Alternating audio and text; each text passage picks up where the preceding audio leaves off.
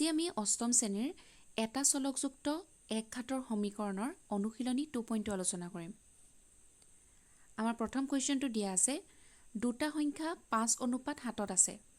ডাঙৰ সংখ্যাটোতকৈ সৰু সংখ্যাটো 12 কম সংখ্যা দুটা উলিওৱা। অৰ্থাৎ আমাক সংখ্যা দুটা অনুপাততহে দিয়া আছে, আমি কিন্তু প্ৰকৃত সংখ্যা দুটা নিৰ্ণয় কৰিব লাগে। তাৰ বাবে আমি ধৰি ললো সংখ্যাকেইটা হ'ল 5x আৰু 7x। যেহেতু 7x ডাঙৰ আৰু 5x সৰু আৰু আমাক দিয়া আছে ডাঙৰ সংখ্যাটোতকৈ সৰু সংখ্যাটো 12 কম, গতিকে 7xৰ পৰা আমি কি কৰিব লাগিব 5xটো মাইনাছ কৰিব লাগিব আৰু তাৰ ৰিজাল্টটো আমি কিমান পাম 12 পাম। অৰ্থাৎ 7xতকৈ 5x কিমান সৰু 12 সৰু। তাক আমি সমীকৰণত প্ৰকাশ কৰিলে কেনেকুৱা হ'ব 7x - 5x = 12। এতিয়া আমি সমীকৰণটো যদি সমাধান কৰোঁ তেতিয়াহ'লে কিমান পাম 7xৰ পৰা 5x আমি বিয়োগ কৰিলে পাওঁ কিমান 2x = 12। এতিয়া xৰ ভেলু যদি আমি নিৰ্ণয় কৰিবলৈ হয় 2টো আমি কি কৰিব লাগিব সমান চিনৰ সোঁফালে আনিব লাগিব। যিহেতু 2 xৰ লগত পূৰণ হৈ আছিলে, গতিকে সমান চিনৰ সোঁফালে অহাৰ লগে লগে কি হ'ব হৰণ হৈ যাব। অৰ্থাৎ 12 / 2 = কিমান হ'ব 6। অৰ্থাৎ xৰ ভেলু আমি কিমান পালোঁ xৰ ভেলু আমি পালোঁ 6। গতিকে সংখ্যা দুটা কিমান হ'ব 5 × 6 = 30।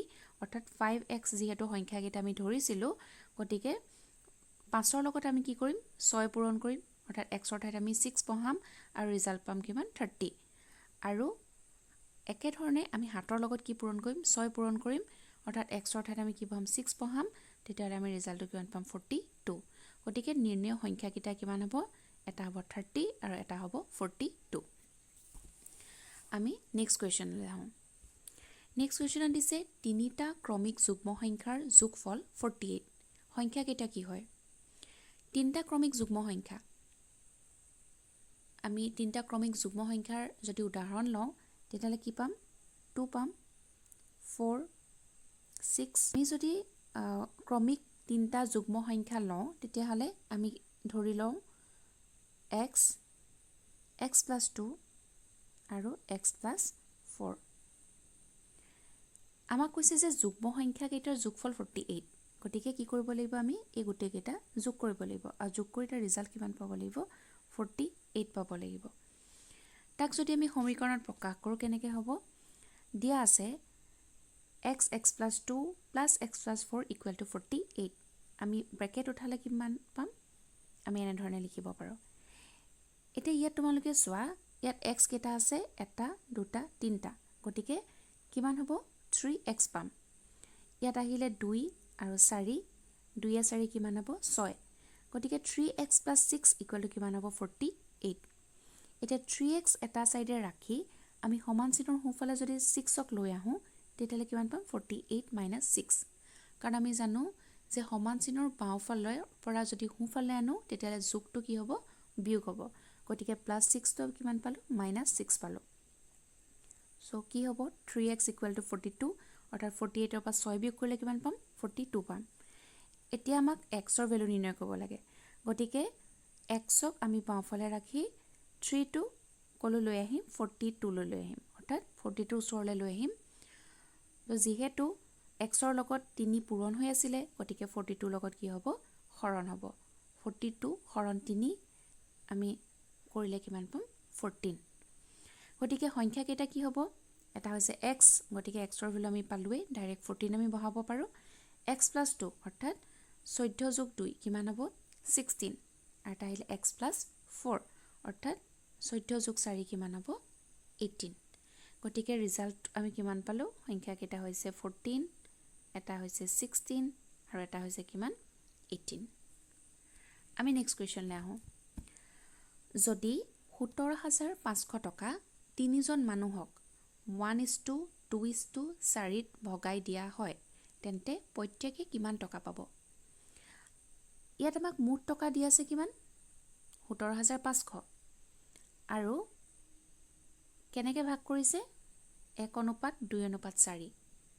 গতিকে আমি ধৰি ল'ম যে মানুহজনে পোৱা প্ৰকৃত ৰাশিটো আমি কি ধৰি ল'ম 1x 2x আৰু কিমান হ'ব 4 x ঠিক আছে আৰু এই গোটেইকেইটা ৰাখি যদি আমি কি কৰোঁ যোগ কৰোঁ তাৰ যোগফল মুঠ ৰাখিটো ওলাব অৰ্থাৎ কিমান হ'ব 17500 এতিয়া আমি তাক সমীকৰণত প্ৰকাশ কৰিম কি পাম x plus twice x plus 4x equal to 17,500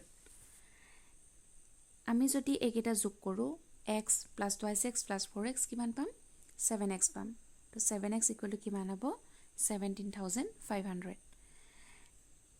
এতিয়া আমি x ৰ ভ্যালু উলিয়াব লাগে তো x ৰ ভ্যালু উলিয়াবলৈ কি কৰিব লাগিব 17,500 লগত হাতটো হৰণ কৰিব লাগিব আৰু আমি হৰণ কৰিলে কিমান পাম 2500 টকা পাম অৰ্থাৎ x ৰ ভ্যালু আমি কিমান পালো 2500 গতিকে মানুহকেজনে পোৱা অংকসমূহ কিমান হ'ব 1x 1 into 2500 সমান 2500 rupees বা 2500 টকা twice x অৰ্থাৎ দ্বিতীয় মানুহজনে কিমান পাব 2 পূৰণ 2500 সমান 5000 টকা ইয়াত আমি x ৰ ঠাইত কি বহাইছো 2500 টকা বহাইছো তৃতীয় মানুহজনে কিমান পাব 4x অৰ্থাৎ 4 into 2500 equal to 10,000 অৰ্থাৎ 10000 টকা আৰু এই গোটেই কিটা আমি যদি যোগ কৰো তেতিয়ালে যোগফল আমি কিমান পাম 17500 পাম ঠিক আছে আমি নেক্সট কোৱেশ্চন লে যাওঁ নেক্সট কোৱেশ্চন দিয়া আছে এখন আয়তাকাৰ খেলপথাৰৰ পৰিসীমা 280 মিটাৰ এই মিটাৰটো থাকি গৈছে আৰু ইয়াৰ দিশ প্ৰস্থৰ দুগুণতকৈ 2 মিটাৰ বেছি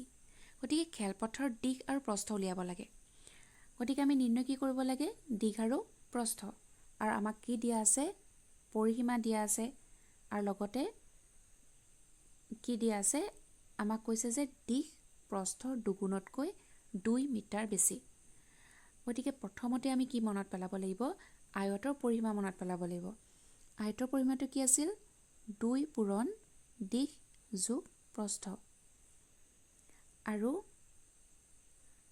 ইয়াৰ মানটো কিমান দিয়া আছে 280 এবাৰ আমি চাম দিশ প্ৰস্থৰ দুগুণতকৈ 2 মিটাৰ বেছি গতিকে আমি প্ৰস্থটো ধৰি ললো আমি প্ৰস্থটো কিমান x গতিকে দিশৰ মান কিমান হ'ব প্ৰস্থৰ দুগুণ অৰ্থাৎ twice x তাতকৈ কিমান বেছি 2 মিটাৰ বেছি সো ইয়াক যদি আমি সমীকৰণ বহাও কেনেকৈ পাম খেলপথাৰৰ পৰিসীমা দিয়া আছে 280 মিটাৰ আয়তৰ পৰিসীমা হৈছে কিমান 2 into দিশ যোগ প্ৰস্থ সমান কিমান হ'ব ইয়াত 280 মিটাৰ হ'ব ধৰা হল প্ৰস্থ হৈছে x মিটাৰ সো দিশ কিমান হ'ব 2x plus 2 মিটাৰ এখিনলৈকে আমি পাইছো সমীকৰণত আমি প্ৰকাশ কৰিলে কেনেকৈ পাম 2 পূৰণ 2x plus 2 যেটো কি আছিল দিশ প্লাস x যেটো আছিল প্ৰস্থ সমান কিমান হ'ব 280 তো আমি যদি সলভ কৰো তেতিয়া হলে কি পাম 2 into ইয়াত আমি পাম 2x plus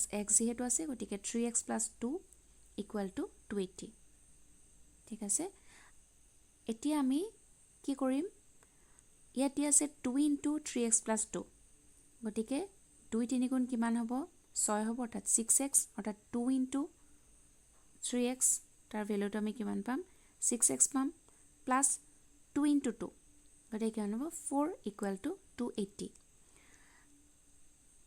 এতিয়া নেক্সট স্টেপত কি হ'ব 6x equal to 280 minus 4 যেহেতু আমি x ৰ ভ্যালু উলিয়াব লাগে গতিকে প্ৰথমতে আমি তাৰ লগত থকা 4 টো আমি কি কৰিম সমান চিনৰ হুফালে পঠাই দিম সো কিমান হ'ব ইফালে আছে যোগ আছে +4 সমান চিনৰ হুফালে আনাৰ লগে লগে কি হ'ব -4 280 - 4 কিমান হ'ব 276 গতিকে x ৰ ভ্যালু আমি কিমান পালো x ৰ ভ্যালু উলিয়াবলৈ হলে আমি কৰিব লাগিব 276 divided by 6 equal to কিমান হ'ব 46 আমি যদি 276 divided by 6 কৰো হৰণ কৰো তেতিয়া ৰিজাল্ট আমি কিমান পাম 46 পাম অৰ্থাৎ x ৰ ভ্যালু আমি কিমান পালো 46 তো x কি আছিল x আছিল প্ৰস্থ গতিকে প্ৰস্থ আমি কিমান পালো 46 মিটাৰ পালো এতিয়া আমি তাৰ পৰা দিশ উলিয়াব লাগিব দিশটো দিয়া আছে 2x plus 2 গতিকে 2 into 46 আমি x ৰ হলনি কি বহালো 46 বহালো plus 2 equal কিমান হ'ব 92 plus 2